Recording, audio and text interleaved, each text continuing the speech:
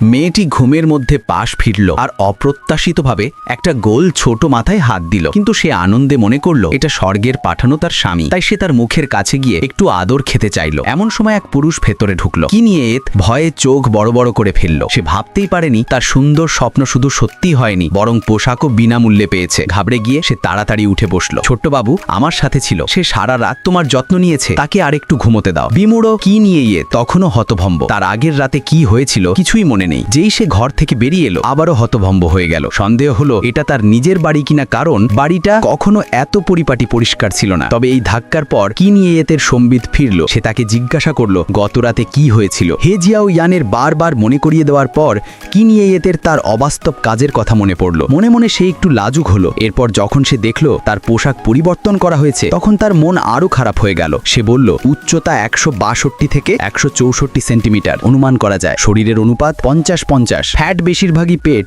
এবং নিতম্বে জমা আছে। আমার অনুমান অনুযায়ী তোমার আসল ওজন তোমার বলা জীবন বৃত্তান্তের চেয়ে 3.5 কিলোগ্রাম বেশি। কি নিয়ে এত রেগে গিয়ে তাকে উচিত শিক্ষা দিতে গেল, কিন্তু ভাগ্যবশত তার ছেলে সময় মতো এসে সাহায্য করলো।